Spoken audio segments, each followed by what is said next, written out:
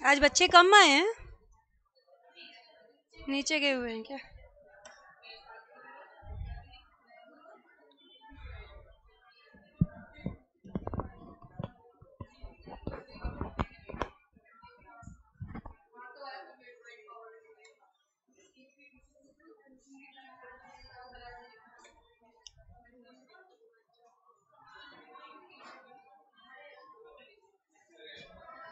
अरे प्रोजेक्टर तो ऑन करूं पहले।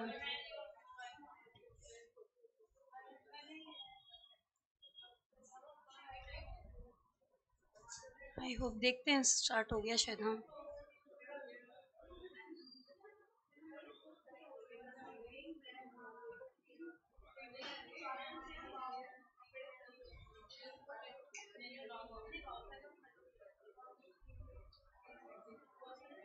पार्टिसिपेंट्स।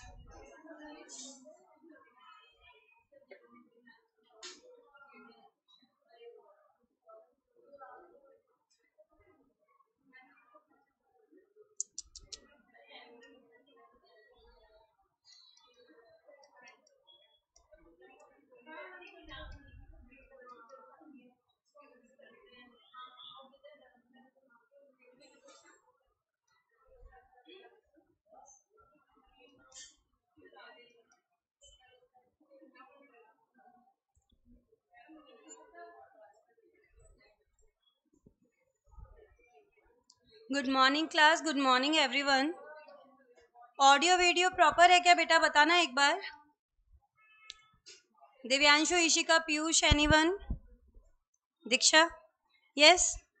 अपन ने टॉपिक स्टार्ट कर रखा है बेटा, interpretation of statute. External aid करने जा रहे हैं आज अपन।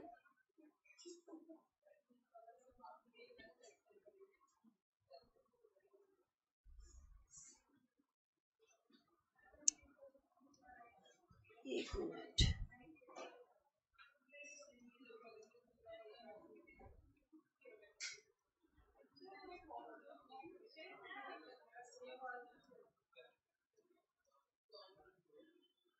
बंद क्यों नहीं करने दे रहा?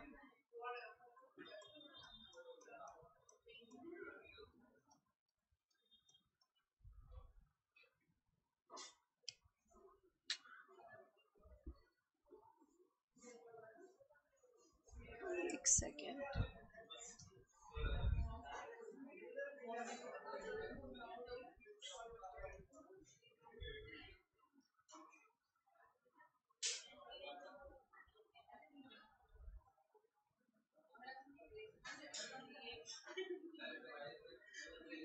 इंटरनल एड तक लिया था, एक्सटर्नल एड लेंगे आज अपन।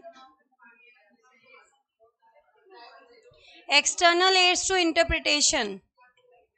देखो ये क्या कहना चाहता है कि देखो बेटा, जब बातें नहीं, जब एक्ट के अंदर से हेल्प ली थी अपन ने, सेक्शन से, इलस्ट्रेशन से, प्रियम्बल से, प्रोविजो से, तो उसके लिए क्या वर्ड यूज कर दिया था? उसके लिए वर्ड यूज किया गया था अपना इंटरनल एड। अब क्या ले रहे हैं word? External add.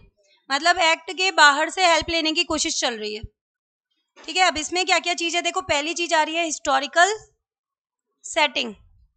Historical setting से हम सबसे पहले लेने जा रहे हैं यहाँ पर हिस्ट्री इन जनरल और पार्लियामेंट्री हिस्ट्री इन पर्टिकुलर, कि कोई एक्ट पास हुआ था उससे पहले पार्लियामेंट में क्या डिस्कशन हुआ था, उस समय की कंटेम्प्रेरी अगर हम बात करें तो वहाँ के पेपर्स वगैरह में क्या लिखा हुआ है, वहाँ पर उस समय जो लोग थे उनके बीच में क्या ओपिनियन हुआ था, क्यों ऐसा एक्ट पास किया गया, उसकी हिस्ट्री के बारे में देखा जाएगा और फिर उसका इंटरप्रिटेशन किया जाएगा। जैसे एक एग्जाम्पल से बताती हूँ मैं आपको।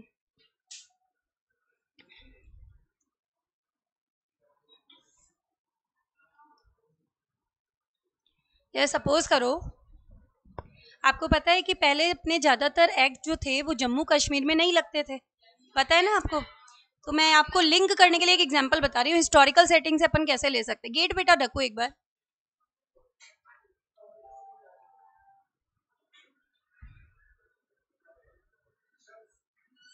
अगर मैं बात करूं जम्मू कश्मीर की,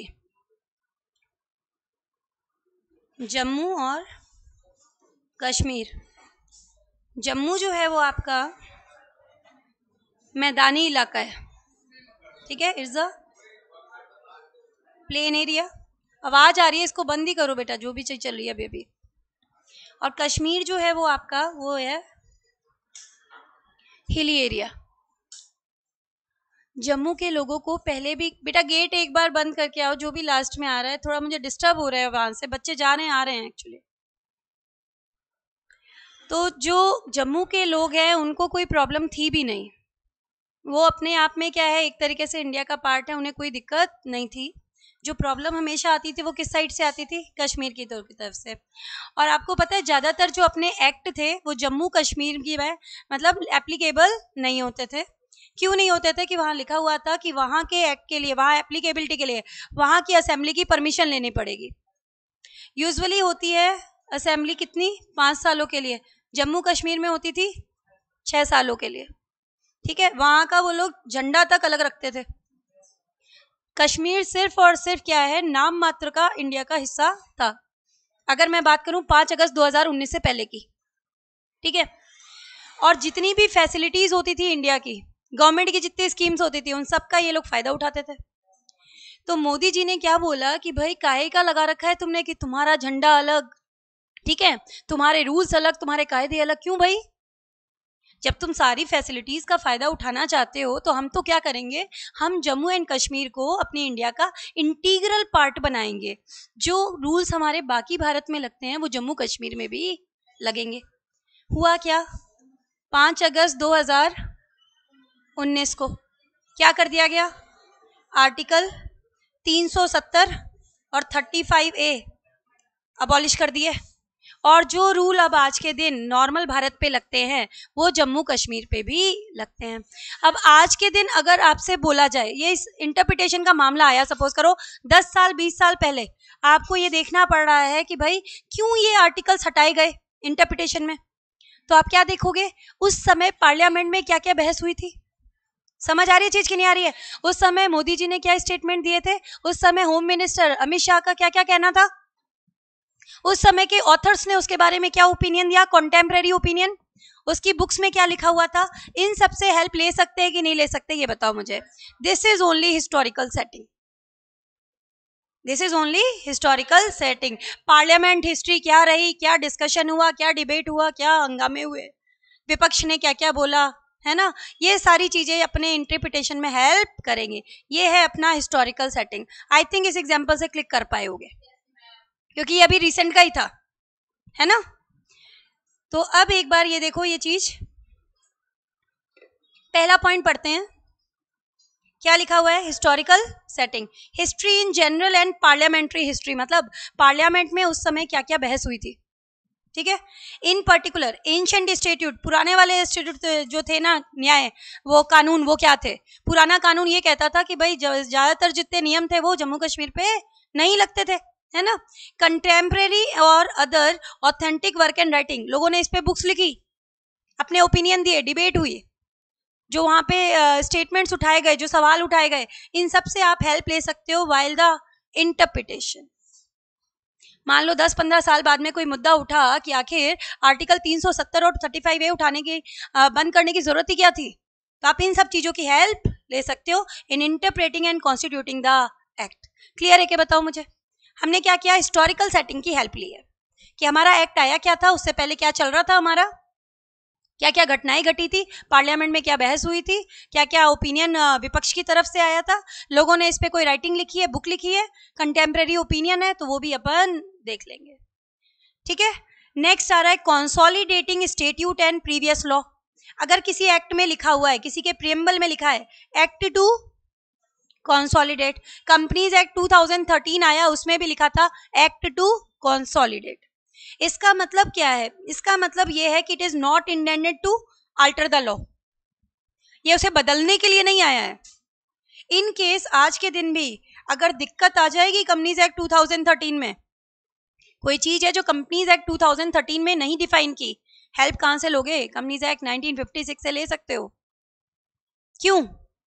प्रोड्यूसर कंपनीज एक प्रोविजन हुआ करता था कंपनीज एक्ट 1956 में, कंपनीज एक्ट 2013 में उसका कोई प्रोविजन नहीं है, तो अभी भी हेल्प कहां से लेते हो, कंपनीज एक्ट 1956 से। क्यों? It is an act to consolidate the statute and the previous law. पहले वालों को इकट्ठा कर रहे हैं, पहले वाले नए वाले में समाहित हो गए, consolidating the statute and the previous law. तो इसमें यही बोला कि अगर ऐसा कोई लैंग्वेज आ रही है प्रीएम्बल में टू कंसोलिडेट, इसका मतलब it is not intended to alter the law, ये इसको बदलने के लिए नहीं आया है।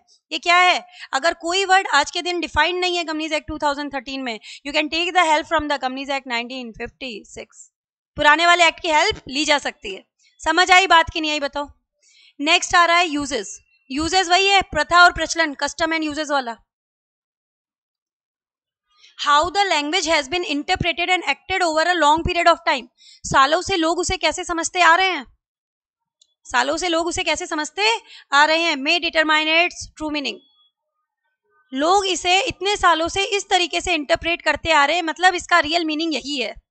और वो मामला अगर चला गया कोर्ट में और जज ने निर्णय दिया तो इसको और भी ज्यादा इंपॉर्टेंस मिल जाएगी। अगर कोई मामला कोर्ट में चला गया और जज ने भी वही निर्णय दे दिया जैसा कि कस्टम चलता आ रहा है, तो इसे और भी ज्यादा मान्यता मिल जाएगी। It will get a greater weightage, है ना।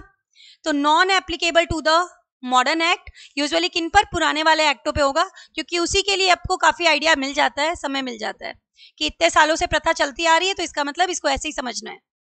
नए एक्ट में तो क्या करेंगे, आया ही अभी है ना। इसके बाद में क्या दिया है देखो, earlier and later act and analogous act. Analogous act, earlier and later act, एक ही मामले पर दो कानून बने अलग अलग समय पर।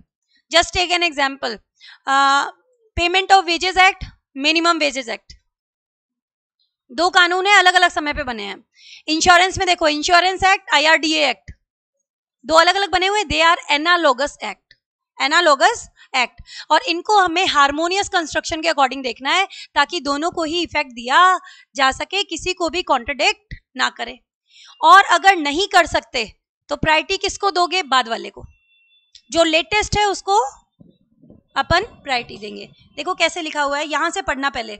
If different acts are made at different times but are related to the particular matter, एक ही मैटर से रिलेटेड अलग अलग समय पे दो लॉ पास हुए, then they should be understood in the common sense और कॉम्पोजिट वे, मतलब हार्मोनियस कंस्ट्रक्शन लगाना है। आगे क्या बोला, अगर डिस्क्रिपेंसी हो गई तो later will modify the earlier, क्यों, क्योंकि वो लेटेस्ट है, बाद वाले को ही मान्यता देंगे ना। कंपनीज एक्ट 2013 के अकॉर्डिंग आज भी पढ़े ना तो उसमें क्या लिखा हुआ है, मैक्सिमम नंबर ऑफ पार्टनर्स 50 और एज में भी प्रिस्क्राइब्ड, 100 और एज में भी प्रिस्क्राइब्ड, ठीक है। लेकिन रूल्स के अंदर क्या लिमिट आ गई थी, 50। तो आप पढ़ते तो 50 ही हो ना। अभी प्राइवेट प्लेसमेंट पढ़ के आए हो, सेक्शन 42, ठीक है, 200 लिमिट हो गई कि नहीं हो गई, वहां 50 लिखी है, उससे क्या होता है, जो बाद वाला है उसको देखोगे ना, जो लेटेस्ट है उसको देखा जाएगा। Interpretation of old act will continue to apply on the new act. Majority क्या लगाओगे, हार्मोनियस कंस्ट्रक्शन, पुराने वाला भी चलेगा नया वाला भी चलेगा। एनालोगस एक्ट है ना, ये दो दो अलग अलग समय पे बने हुए हैं। If two acts to be read together, act to be constitute if contained in the one composite act. ऐसे मान लो एक अकेला कानून है, दोनों को ही खुश करने की कोशिश करनी है। बेसिकली आपको याद करना हो ना तो ये कर लो, ये कर लो, पूरा हो जाता है ना।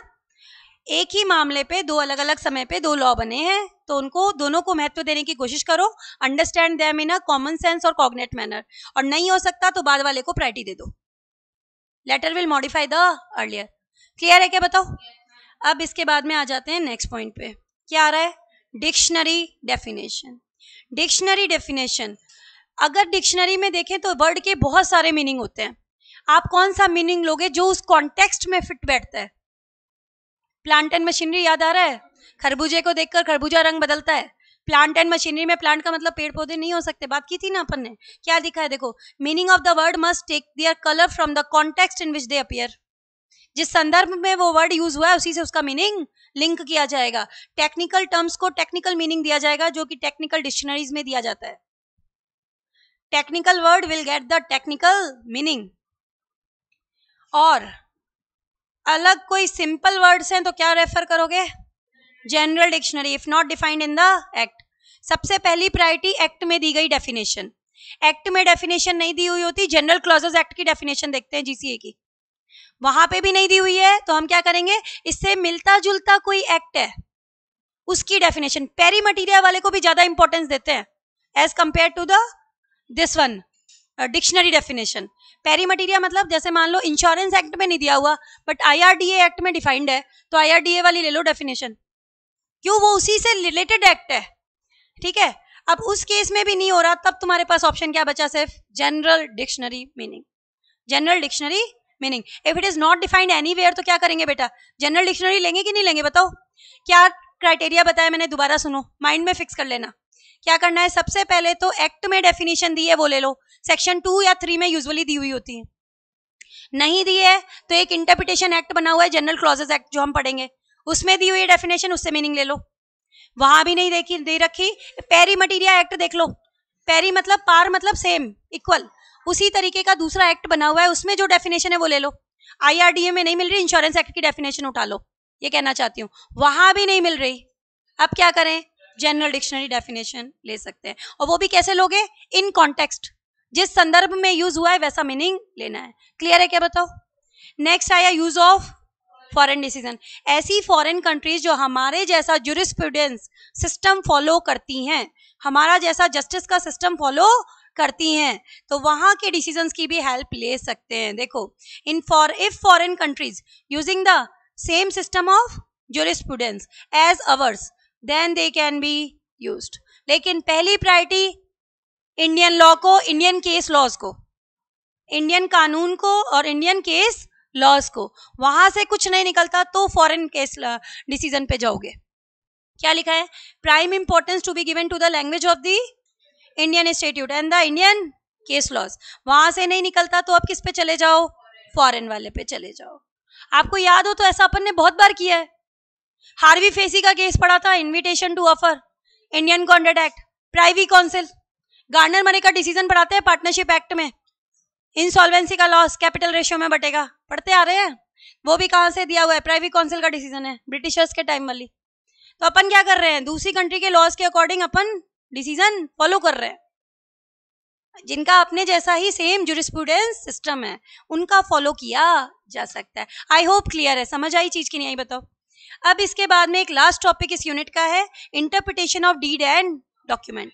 डीड हमने पढ़ी थी, हर डीड एक इंस्ट्रूमेंट है, any instrument, any written instrument which gives a legal disposition is a deed, ठीक है। जैसे कि अपन ने बोला था partnership deed, lease deed, sales deed, ये सारी डीड हो गई। अब अपन पहले सिंपल सिंपल रूल्स पढ़ लेते हैं। डीड क्या है, एक एग्रीमेंट है between 2 or more persons, usually किस पे बनाया जाता है, स्टैम्प पेपर पे। समटाइम्स हमें इसको क्या करना पड़ता है, इंटरप्रेट करना पड़ता है। इंटरप्रेट करोगे तो आपको ये रूल्स फॉलो करने पड़ेंगे।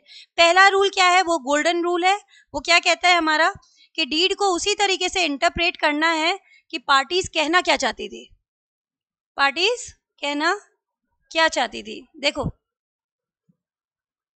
according to it, for interpretation regard shall be have to the circumstances and the intention of the parties, कि पार्टीज का इरादा क्या था, उस समय परिस्थितियां कैसी थी, ठीक है, इसके अकॉर्डिंग आप उसे इंटरप्रेट करोगे। This is the golden rule, ठीक है। अगर कॉन्फ्लिक्ट आ गया, कंट्रोवर्सी हो गई 2 या मोर प्रोविजन में, डीड में आगे कुछ और लिखा हुआ है, पीछे कुछ और लिखा हुआ है, हार्मोनाइज करने की कोशिश करो, try to avoid the conflict. क्या रूल यूज कर लो, हार्मोनियस कंस्ट्रक्शन, दोनों को ही खुश करने की कोशिश करो। क्या लिखा है, if there is a conflict between 2 or more provision of the deed, then we should interpret the deed in such a manner that effect can be given to all of them, that is apply what, harmonious rule. और अगर नहीं कर सकते तो यहां पर rule क्या कहता है, देखो, एक ही डॉक्यूमेंट में एक वर्ड के 2 मीनिंग नहीं हो सकते। एक ही डॉक्यूमेंट है, कोई आगे नहीं है, कोई पीछे नहीं आया। जैसे एनालॉगस एक्ट वाले में तो अपने पास क्या था, एक एक्ट पहले पास हुआ है और एक एक्ट बाद में हुआ है, तो हमने क्या बोल दिया कि भाई जो बाद में आया उसको प्रायोरिटी दे दो। यहाँ तो डीड है बेटा, एक ही डॉक्यूमेंट है, तो इसमें यह है कि जो चीज आपने पहले लिख दी ना वो सही मानी जाएगी। यहाँ रूल ये है कि जो चीज पहले आ गई ना वो सही मानी जाएगी। क्या लिखा है, देखो, if 2 provisions can not be reconciled with each other, तो क्या लगाओगे, harmonious rule is not possible, then earlier part will override the latter part. Clear है क्या, बताओ। रूल्स ऑफ इंटरप्रिटेशन यही कहते हैं, जो पहले लिख दिया वही मान्य मान लेंगे। सेकंड में ये कोशिश कर रहे हैं हार्मोनियस कंस्ट्रक्शन लगाओ, दोनों को खुश कर दो, सामंजस्य बिठाने की कोशिश करो, try to avoid the conflict और कंट्रोवर्सी। और अगर पॉसिबल ही नहीं है तो थर्ड पे आ जाओ। क्या ये पूरा देख के आना है आपको आंसर में अगर आ गया तो? नहीं, दोनों में नहीं। जैसे अपन ने उसमें किया था हार्मोनियस में, याद करो, कंपनीज एक्ट कहता है मैक्सिमम पब्लिक कंपनीज की 20 कंपनीज की ऑडिट, आईसीआई एक्ट कितना कहता है 30 की करते हैं। तो हमने बोला कि भाई पब्लिक कंपनी तो 20 ही कर सकते हो, ओपीसी स्मॉल कंपनी जो वहां नहीं ली हुई ना उसको मिला के कितनी कर सकते हो 30। मैंने तुम्हें एक एग्जाम्पल भी दिया था, मम्मी ने कहा 9 बजे घर आ जाना, पापा ने कहा 10 बजे घर आ जाना, तो तुम 9 बजे आ जाओ दोनों खुश, तो मोर स्ट्रिक्ट वाला ले लो। तो उसे कहते हैं अपन हार्मोनियस कंस्ट्रक्शन। कहाँ कहाँ नहीं लगता वो भी हमने पढ़ा था, याद आ रहा है कुछ? सब्जेक्ट टू बाद वाला प्रिवेल करेगा, नॉट विद स्टैंडिंग ये चीज सबसे ऊपर रहेगी, विदाउट प्रेजुडाइज दूसरे को हार्म किए बना, मतलब ये प्रोविजन इन एडिशन टू है, ऊपर वाला भी लगेगा साथ साथ में ये और लगेगा। पढ़ा था कि नहीं पढ़ा था बताओ? तो वही चीज है मैंने जो यहाँ पे बताई है। अब इसी को शॉर्ट में यहाँ पे भी और लिखा हुआ है, एक बार पढ़ लो। क्या लिखा है बेटा? Intention of parties has to be gathered. आप डीड को इंटरप्रेट कैसे करोगे कि पार्टीज कहना क्या चाहती थी, लिखना क्या चाहती थी, ठीक है? एक रीजनेबल पर्सन इसको कैसे समझेगा वैसे समझो। अगर कॉन्फ्लिक्ट है क्लॉजेस के बीच में तो कोशिश करो कि इसे रिजॉल्व कर दिया जाए हार्मोनियस, ठीक है, so that the all the clauses are given effect. अगर नहीं हो सकता तो पुराने वाले क्लॉज को ओवरराइड कराएंगे, डीड में जो पहले लिखा है वो सही है। Same word cannot have two different meanings in the same document, document must be read as a whole. पूरे डॉक्यूमेंट को एक साथ पढ़ोगे, ऐसा नहीं आधा अधूरा पढ़ लो। क्लियर है कि नहीं है बताओ मुझे? तो ये हमने पूरा कंप्लीट तो कर लिया, यहां से कुछ पोर्शन आईसीआई से लेंगे। तो एक बार आईसीआई ओपन अप करती हूँ, एक मिनट।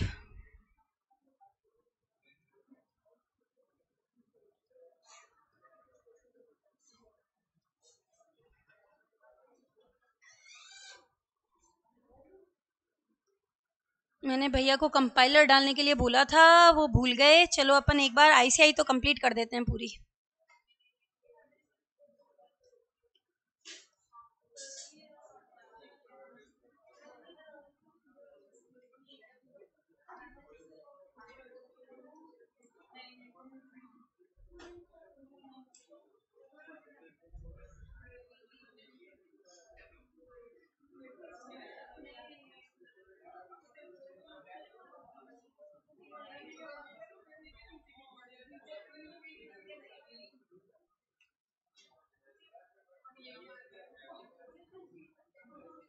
अभी तुमने एक्सटर्नल एड लिए ना बेटा?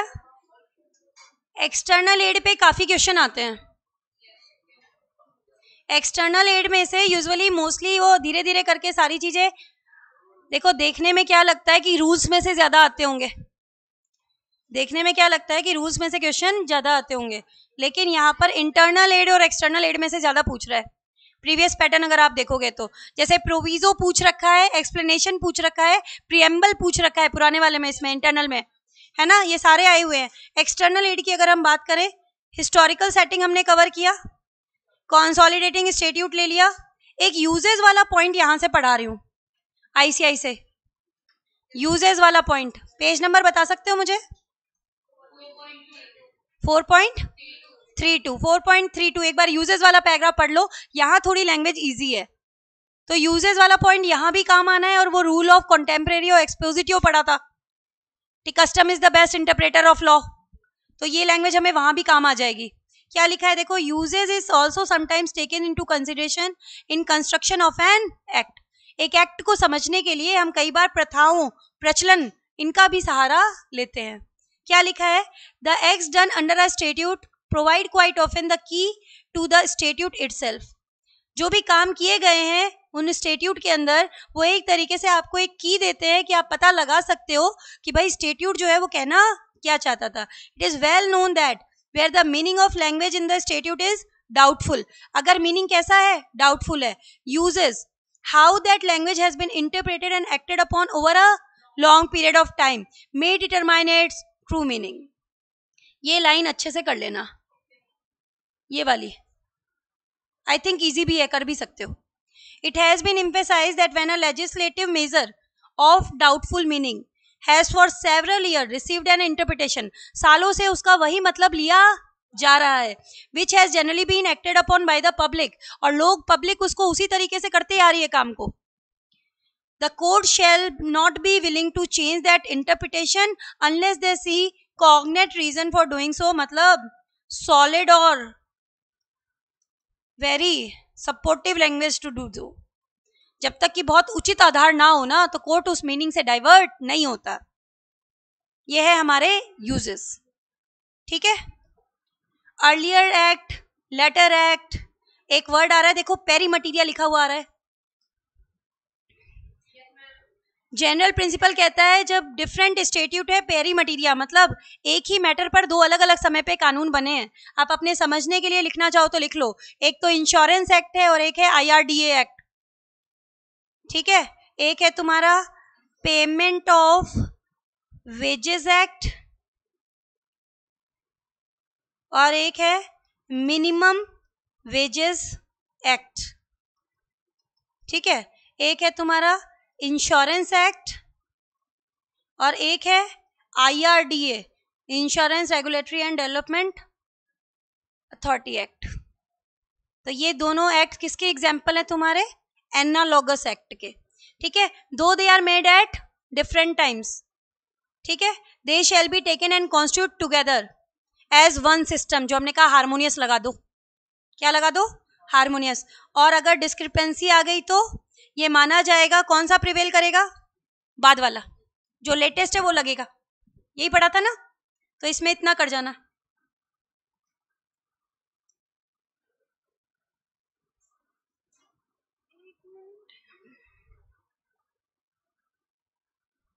डिक्शनरी डेफिनेशन आ रहा है देखो. डिक्शनरी डेफिनेशन में मैंने वैसे बता दिया, एक बार वापस देख लो. ये भी पूछा हुआ है. डिक्शनरी डेफिनेशन में क्या आ रहा है देखो. First we have to refer to the act. पहले तो एक्ट की डेफिनेशन देखते हैं. ठीक है. कि पर्टिकुलर वर्ड वहां पे डिफाइंड है क्या. अगर नहीं है तो फिर क्या किया है, फिर डिक्शनरी पे जाएंगे. लेकिन डिक्शनरी से भी पहले मैंने आपको बता दिया GCA देखा जाता है, पेरी मटीरिया देखा जाता है. However in selecting one of the several meaning, कौन सा लोगे जो उस संदर्भ में सही बैठता है, उस कॉन्टेक्स्ट में सही बैठता है. प्लांट एंड मशीनरी है तो मतलब प्लांट का मतलब पेड़ पौधे नहीं लेना. इन कॉन्टेक्स्ट देखा जाएगा कि क्या कहना चाहता है. ठीक है. आगे दे रखा है ना, must take their colour from the context in which they appear. आगे और भी बताया इन्होंने कि अगर कोई पेरी मटीरिया है, ये दिया हुआ है ना, further judicial decision laying down and meaning of the word in pari materia will have great weightage then the meaning furnished by the dictionaries. अगर आपको डिक्शनरी के मीनिंग में जाने से पहले देख लो, एनालॉगस एक्ट में अगर मीनिंग दिया है तो वो ले लो. फिर क्या बोला, टेक्निकल वर्ड्स का मीनिंग टेक्निकल डिक्शनरी से लो. डिक्शनरी पे शॉर्ट नोट आता है, 2 या 3 नंबर का आ सकता है. अब आ जाओ फॉरेन डिसीजन. फॉरेन डिसीजन में क्या दिया है देखो. Foreign decision of the country जो हमारा जैसा ज्यूरिस्प्रूडेंस का सिस्टम फॉलो करती हैं, ठीक है, उनको हम यूज कर सकते हैं फॉर द कंस्ट्रक्शन. लेकिन मेन इंपॉर्टेंस किसको देनी है? इंडियन स्टेट्यूट की लैंग्वेज को देनी है, इंडियन केस लॉज को देनी है, इंडियन डिसीजंस को देनी है. ठीक है. यहां से नहीं हो पाता तब अपन फॉरेन डिसीजन पे जाएंगे. आई थिंक लिख सकते हो, फॉरेन डिसीजन पे भी आया हुआ है. रूल्स फॉर इंटरप्रिटेशन तुम्हें लिखवा दिया, वहां से ले लेना, PDF से ले लेना.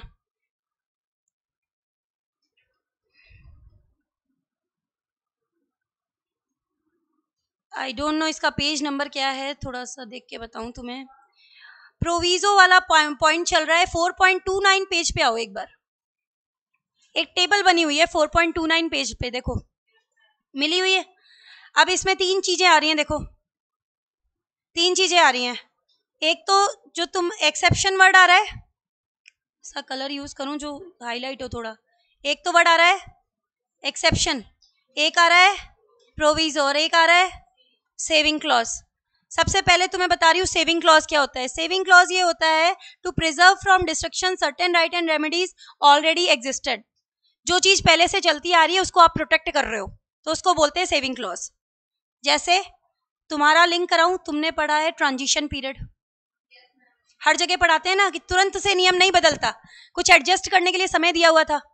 ऑडिटर के लिए बोला था ना, ऑडिट कर सकता है मैक्सिमम, इंडिविजुअल कर सकता है 5 साल, है ना, और फर्म के लिए 10 ईयर्स. पहले कंपनीज एक्ट 1956 में तो कितने भी सालों से करता था, तो करता था ना. ट्रांजिशन पीरियड दिया था 3 ईयर्स का. मतलब जो पुराने राइट्स और लाइबिलिटीज चले आ रहे हैं उनको तुरंत से खत्म नहीं किया, उसको क्या किया, प्रोटेक्ट किया. ये क्या होता है तुम्हारा सेविंग क्लॉज. बेटा ये क्वेश्चन तुम्हारे मेन एग्जाम में नहीं आया है, पर एमटीपी या आरटीपी में दिया हुआ है, मैं इसलिए करा रही हूँ। और इन केस आ गया तो ऐसा ना हो कि मेरे क्लास का बच्चा ब्लैंक बैठा रहे, तो मुझे ये वर्ड्स बताने जरूरी थे। आई थिंक सेविंग क्लॉज समझ आया क्या? ट्रांजिशन पीरियड वाला है, पुराने वालों को प्रिजर्व करने की कोशिश कर रहे हैं। एग्जिस्टिंग एक्ट में एग्जिस्टिंग जो भी आपके राइट्स है, रेमेडीज है, उनको प्रिजर्व करने की कोशिश कर रहे हैं। अब बात आ जाओ एक्सेप्शन पे। एक्सेप्शन याद करो तुम, contract act, no consideration no contract. Exception मतलब ये no consideration no contract general rule है। एक्सेप्शन मतलब इन केसेस पे लागू नहीं होगा। यही होता है कि नहीं होता इसका मतलब? अब इसको पढ़ो, थोड़ा इजी लगेगा। Exception is intended to restrain the enacting clause to particular cases, कि ये इनेक्टिंग क्लॉज मतलब general rule in particular cases पे लागू नहीं होगा। लैंग्वेज समझो इसकी क्या कहना चाहता है, इतनी इजी नहीं है, मैं कोशिश कर रही हूँ। एक्सेप्शन हमने उसको लिंक किया है, मैंने उसको no consideration no contract general rule, वो क्या है अपना इनेक्टिंग क्लॉज। इनेक्टिंग क्लॉज का मतलब क्या है? General rule. इसका मतलब ये है कि जनरल क्लॉज इन केसेस पर एप्लीकेबल नहीं होगा। पानी टपक रहा है यहाँ, ठीक है। जनरल रूल आपका इन केसेस पे एप्लीकेबल नहीं होगा, वो है आपका exception. It is intended to restrain the enacting clause to particular cases. समझ आ गई बात? अब आ जाओ किस पर? प्रोविजो। प्रोविजो पे तो वैसे भी शॉर्ट नोट आता है। प्रोविजो क्या करता है? जनरल से कुछ स्पेशल केसेस को अलग करता है, फिर उनके लिए कुछ अलग नियम बनाता है। जैसे याद करो, कल मैंने आपको बताया था कि section 129 banking company, electricity company और इंश्योरेंस कंपनी जो है उन पर एज इट इज नहीं लगेगा। उनको जो एक्ट में बताया गया है वो इंफॉर्मेशन जो उनको बोला है डिस्क्लोज नहीं करोगे, वो नहीं करेंगे। याद आ रहा है? तो ये क्या करता है? It is used to remove special cases from the general enactment and provide from them specially. ये चार्ट कर जाना, इन केस एग्जामिनर का मन आया तो वो दे सकता है। एमटीपी आरटीपी में आ चुका है भाई, मैंने आपका देखा था इसका स्कैनर कंपाइलर, तो उसमें ये चार्ट दिया हुआ था, तो मैंने बोला बच्चों को करवा देती हूँ। आई थिंक समझ में आया। सेविंग क्लॉज ट्रांजिशन पीरियड की बात करेगा, एक्सेप्शन कहेगा कि ये जो जनरल आपका इनेक्टमेंट है ना, इन केसेस में रिस्ट्रेन कर दिया, नहीं लगेगा। और प्रोविजो क्या करेगा? वो जनरल से स्पेशल को अलग करेगा और स्पेशल के लिए अलग कानून बनाएगा। Qualify the main enactment is your proviso. और प्रोविजो पे शॉर्ट नोट कई बार आया है, करके जाना। मेन एग्जाम का ही पोर्शन उठा लेना प्रोविजो वाला, कर लोगे ना। एक्सप्लेनेशन वाला जो पॉइंट तुमने अपने नोट्स में लिखा है उसमें एक लाइन जरूर ऐड कर देना। अगर आप सोच रहे हो कि हम तो नोट से ही पढ़ जाते हैं, ठीक है, तो उसमें एक लाइन ऐड करना। कौन सी? An explanation may be added to include something within the section or to exclude something from it. Explanation क्या करता है कि या तो उसमें कुछ ऐड करेगा या उसमें कुछ डिलीट करेगा। जैसे मैंने कल तुम्हें एग्जाम्पल दिया था सेक्शन 68 बाईबैक वाला, उसके एक्सप्लेनेशन में लिखा है कि free reserve will include security premium account. तो नॉर्मली तो नहीं आता ना, एक्सप्लेनेशन में उसने कुछ ऐड ऑन कर दिया, तो या तो ऐड करता है या सब्सट्रैक्ट करता है। आपके एग्जाम में जो क्वेश्चन आए ना उसमें यहां तक की लैंग्वेज दी हुई है, और मैंने भी तुम्हें यही वाली कराई है। Explain the meaning of certain words, जो भी उसमें यूज हुए हैं। ये एम्बिग्विटी को दूर करता है। It is read to harmonise and clear up the ambiguity. Learn करना है यहाँ से यहाँ तक कर लो, नहीं तो एक लाइन वो वाली तो ऐड कर देना, यूज टू ऐड और डिलीट समथिंग। इजी पॉइंट्स यहाँ बना के दे दिए, लेकिन यहाँ ऐड और डिलीट वाली बात नहीं आई जो आपको देनी जरूरी है। मीनिंग एक्सप्लेन करता है। कोई भी ऑब्सक्योरिटी, इसका मतलब क्या होता है? एम्बिग्विटी, डाउटफुलनेस किसी भी तरीके की है तो उसको क्या करेगा? क्लैरिफाई करेगा, एडिशनल सपोर्ट देता है। एक लाइन यहाँ पे बस ऐड कर लेना, it is use to add on or delete the something in the main section. या तो कुछ ऐड करता है या कुछ सब्सट्रैक्ट करता है। लिख लोगे ना एक्सप्लेनेशन पे शॉर्ट नोट आ गया तो।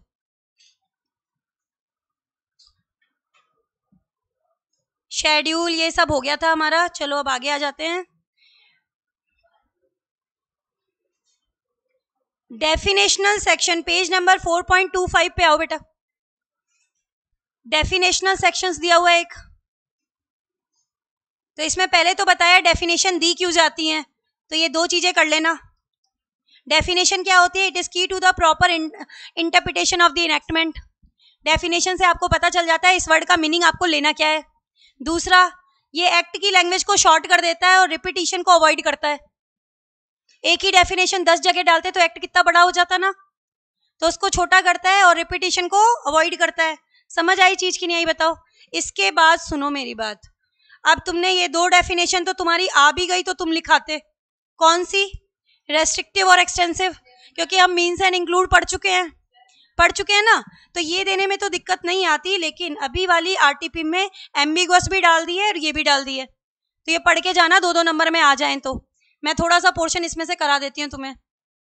एक तो इसमें आ रहा है देखो एम्बिगुअस, और एक आ रहा है कॉन्ट्रेरी वाला, सब्जेक्ट टू कॉन्ट्रेरी कॉन्टेक्स्ट वाला। इसमें पहले एक चीज ये देख लेना, अगर किसी डेफिनेशन में वर्ड आ रहा है मीन्स एंड इंक्लूड, जैसे गुड्स की डेफिनेशन थी सेक्शन 2(7), मीन्स एंड इंक्लूड आ रहा है तो आप इसे एग्जॉस्टिव मानोगे, और अगर आ रहा है टू अप्लाई एंड इंक्लूड, इसका मतलब ये एक्सटेंसिव है।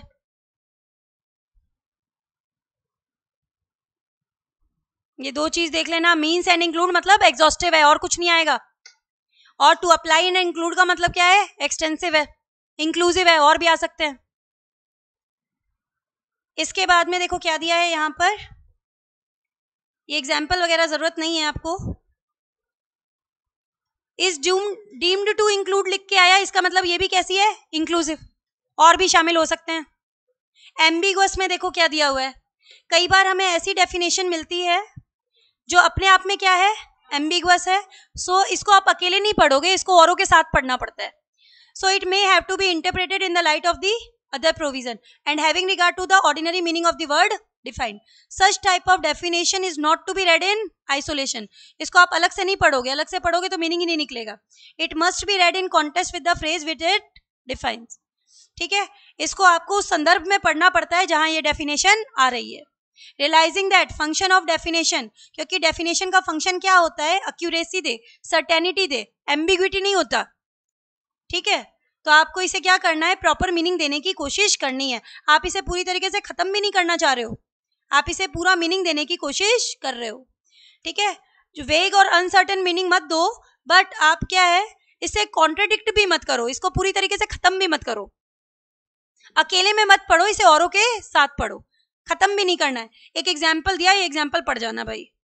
क्या लिखा हुआ है कि एक सीजनल वर्कर है, उसकी सर्विस को अगर आपने टर्मिनेट किया, खत्म किया, ठीक है, तो इसे रिट्रेंचमेंट नहीं माना जाएगा, क्योंकि वो तो वर्कर ही सीजनल है ना, उसको पता ही होता है कि भाई ये काम तो सीजन में ही मिलेगा, सीजन खत्म होगा तो ये काम खत्म हो जाएगा। लेकिन एक चीज और बताई, termination of employment of a daily Vaser, एक बंदा जो डेली वेजेस पे काम कर रहा है उसकी सर्विसेज अगर आप खत्म कर रहे हो तो उस केसेस में आपको क्या करना पड़ेगा, उसको बताना पड़ता है, अदरवाइज ये रिट्रेंचमेंट के प्रोविजन आप पे लग जाएंगे। डेफिनेशन थोड़ी एम्बिगुअस है, एक केस में लगा रहे एक केस में नहीं लगा रहे, तो आपको देखना पड़ेगा भाई सीजनल वर्कर है तब तो भाई हम यहाँ पर ये मानेंगे कि भाई सीजनल वर्कर है, हटा दिया तो रिट्रेंचमेंट नहीं है। लेकिन डेली वेजर है, वो रोज ही आपके साथ काम कर रहा है डेली वर्किंग, लेकिन आप उसको दे रहे हो, ठीक है, तो आपको क्या करना पड़ेगा, उसे पहले से बताओगे कि नहीं बताओगे, नहीं बताओगे तो रिट्रेंचमेंट कंपनसेशन देना पड़ेगा। एक आ रहा है definition subject to contrary contest, एक वर्ड जो है वो bear a number of inclusive meanings, जैसा एक शब्द है उसके बहुत सारे मीनिंग हो सकते हैं। ठीक है, कौन सा मीनिंग लोगे, जो उसकी कॉन्टेक्स्ट में फिट बैठे। The sense in the which the word is used in particular provision must be ascertained from, क्या याद करना है वो देखो, context of the scheme of the act, कि एक्ट क्या कहना चाहता था, उसकी लैंग्वेज कैसी है, उसका पर्पस क्या है। ये 3 वर्ड याद करके चले जाना, context with the scheme of the act, language of the provision and object intended. Act की स्कीम क्या है, उसकी लैंग्वेज क्या है, और वो उसका मकसद क्या है, इसके अकॉर्डिंग आपको उसे मीनिंग देना पड़ेगा। ठीक है, इलस्ट्रेशन वगैरह नॉर्मल रीडिंग लगा लेना, बस प्रोविजो हो ही गया था। अब आ जाओ एक बार रूल्स वाले पोर्शन पे।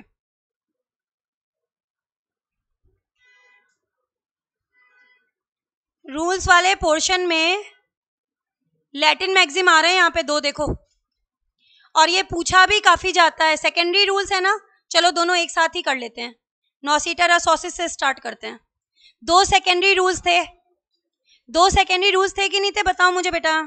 एक था नोसिटर सॉसेस, खरबूजे को देखकर खरबूजा रंग बदलता है, मीनिंग क्या लोगे, उस वर्ड से रिलेटेड लेना पड़ेगा। याद आ रहा है? अ वर्ड गेट्स इट्स, एक लाइन लिखो, a word gets its meaning from its associate words. A word gets its meaning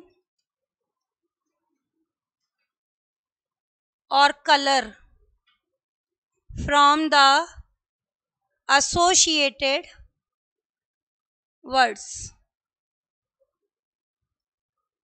एक इंग्लिश में कोटेशन सुनी होगी आप लोगों ने बेटा, a man is known by the company he keeps, है ना? सेम है, ये साथ में जो वर्ड्स आ रहे हैं उसके अकॉर्डिंग इसका मीनिंग देना है।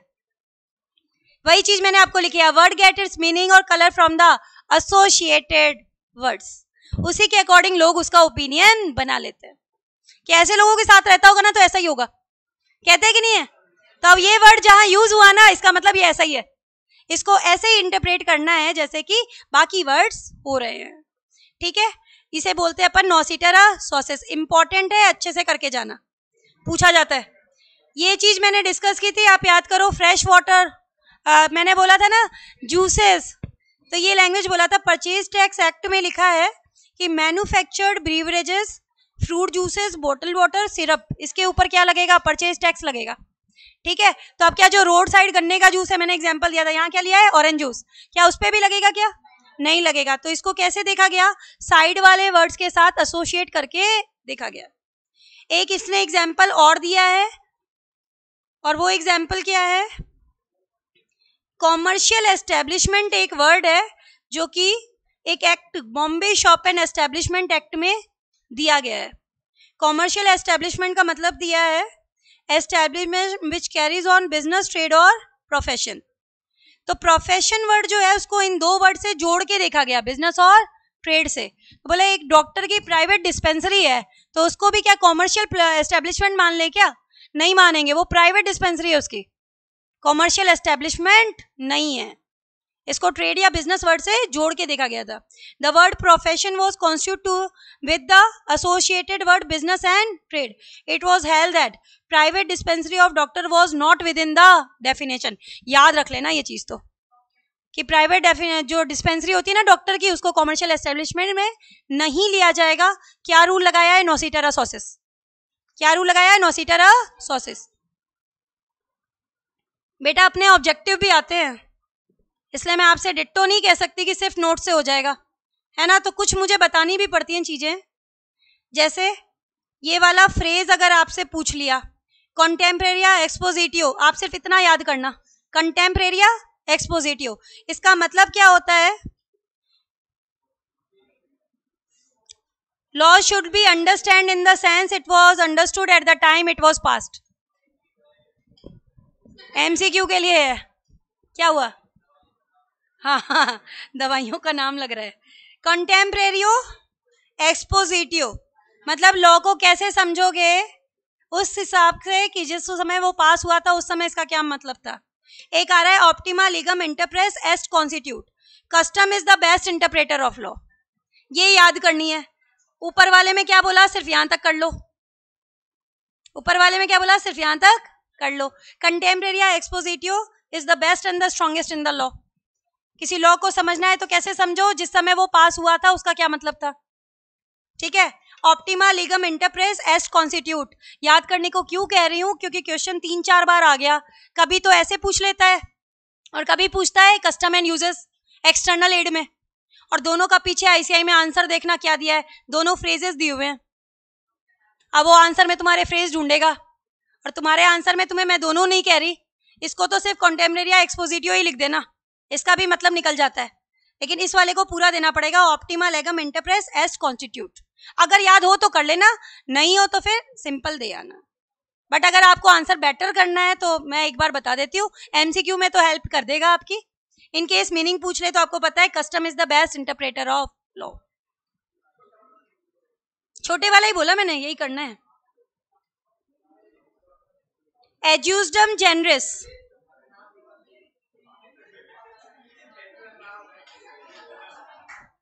एड्यूसडम जेनरिस याद करो कुछ क्या कहा था अपन ने, कुछ स्पेशल वर्ड्स हैं और वो स्पेशल वर्ड्स एक क्लास को बिलोंग करते हैं, क्लास अभी तक एग्जॉस्ट हुई नहीं है, उसके पीछे आ गए कुछ जनरल वर्ड्स, ठीक है, तो उन स्पेशल वर्ड्स को वही मीनिंग दिया जाएगा जो जनरल वर्ड्स को दिया जाता है।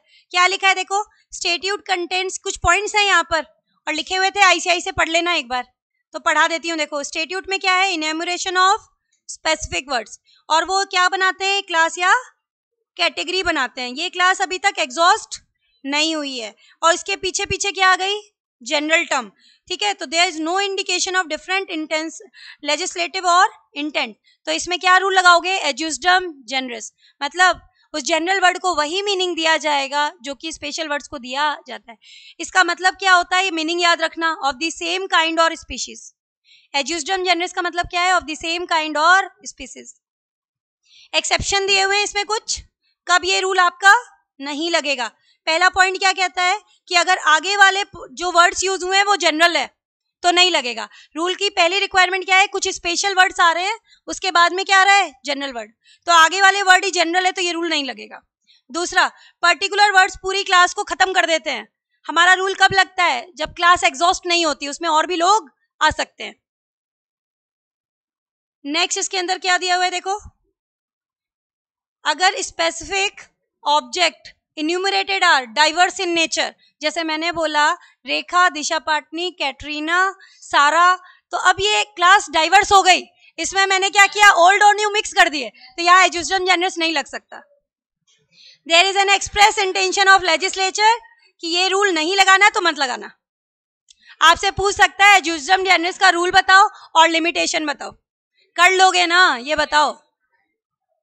हंसते फिरते एक्ट खत्म करा रही है, जो कि बहुत वैसा टिपिकल वाला एड है, एक एक्ट है, इतना आसान नहीं है। मे मस्ट शैल कर चुके हैं, एंड और हो चुका है।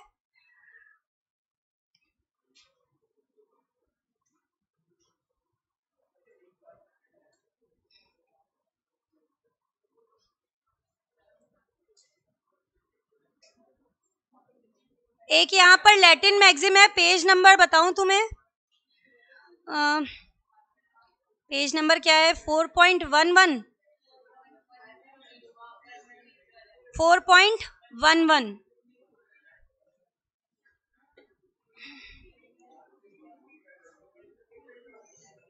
4.10 पे आओ। एक लैटिन मैक्सिम आ रहा है, ये अंडरलाइन करना है, एब्सोल्यूटिया सेनेटिया एक्सपोजिटर नॉन इंडिजेट। याद नहीं करना, सिर्फ एमसीक्यू में आ जाए तो याद रखना है, एब्सोल्यूटा सेनेटिया मतलब plain words required, no explanation, सिर्फ मीनिंग के अकॉर्डिंग कर लो इसको, लैटिन मैक्सिम को याद नहीं करना है।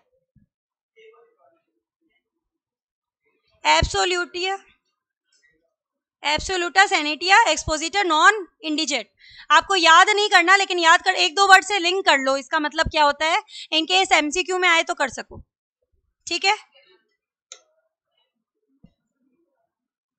नेक्स्ट पेज पे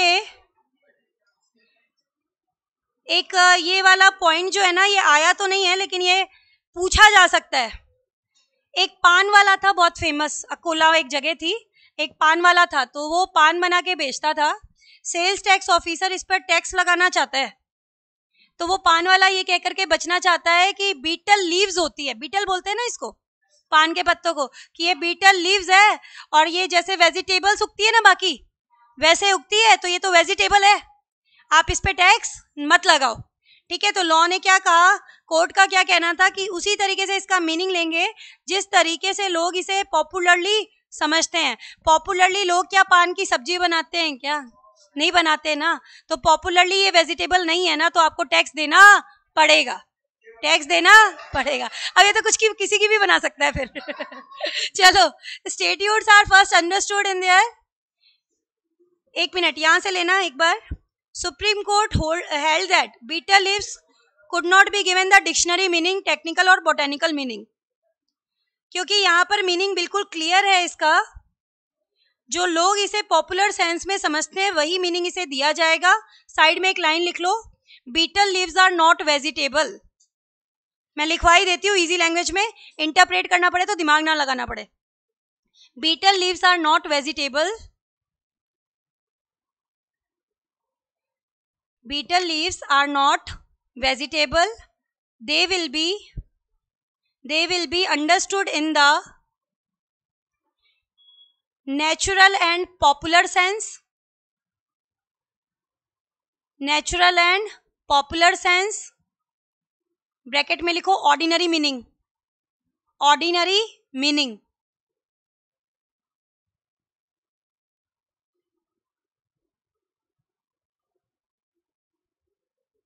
एरो लगा के लिखो they are liable to tax, they are liable to tax, tax पे करना पड़ेगा भाई, they are liable to tax. Vegetables पे टैक्स नहीं था तो ये लेना चाहता था कि इसे किस में ले लो, वेजिटेबल में ले लो, ताकि टैक्स नहीं देना पड़े। टेक्निकल वर्ड को टेक्निकल सेंस में समझना है। एक यहाँ पे स्टेट ऑफ एचपी पवन कुमार का केस आया था कि भाई जहां तक कोशिश है ग्रामेटिकल रूल लगाओ, जो वर्ड है उनको एज इट इज मीनिंग दो, लिटरल कंस्ट्रक्शन लगाओ, लेकिन अगर पॉसिबल नहीं है, रिपग्नेंसी आती है, इनकंसिस्टेंसी आती है ग्रामेटिकल मीनिंग लगाने से, तो उसको क्या कर सकते हो, मॉडिफाई, एक्सटेंड या अब्रिज किया जा सकता है। ये बताया गया स्टेट ऑफ एचपी वर्सेस पवन कुमार में। ठीक है, समझ आई चीज की नहीं आई बताओ मुझे। कल इसका बचा खुचा थोड़ा सा पोर्शन है वो ले लेते हैं, आई थिंक मेजॉरिटी हो गया, सिर्फ आईसीआई के बैक के क्वेश्चन और मेन एग्जाम के क्वेश्चन एक बार ओवर गो थ्रू कर लेंगे कि कुछ छूटा तो नहीं है, ठीक है ना।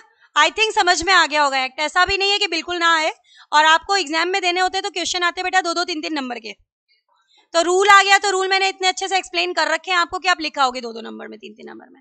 और इंटरनल एड एक्सटर्नल एड का कुछ क्राइटेरिया बताया है, कुछ पोर्शन आईसीआई से भी करके जाना, क्योंकि इंटरनल एड एक्सटर्नल एड काफी पूछ रहा है, स्पेशली प्रियम्बल, प्रोविजो, एक्सप्लेनेशन कई बार पूछे हुए, ठीक है। तो कल एक बार ले भी लेते हैं, कंपाइलर भी ले लेते हैं अपन। तो आज एंड करते हैं क्लास।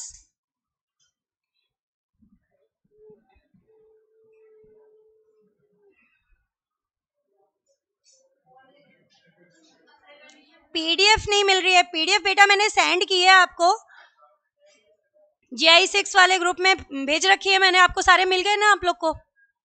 तो ऑब्वियसली आप देखो, कोऑर्डिनेट करो बेटा क्लास के बच्चों के साथ, बच्चों ने निकलवाया है पीडीएफ। इंडिविजुअल स्टूडेंट्स को ऐसे बेटा सेंड करना मुझे अलाउड नहीं है ना। तो आपके पास अगर मेरे नंबर हैं या आप लेकर के कोऑर्डिनेट मुझसे करना चाहते हो तो कर सकते हो। किसी को कोई डाउट है और तो बताओ मुझे बेटा, फिर क्लास ओवर कर रहे हैं अपन। दिव्यांशु, इशिका, नहीं नोट्स बेटा वैसे ऐप पे डले हुए, आप इजीली वहां से ले सकते हो, कोई दिक्कत नहीं है, बच्चों ने फोटोकॉपी निकलवाई है।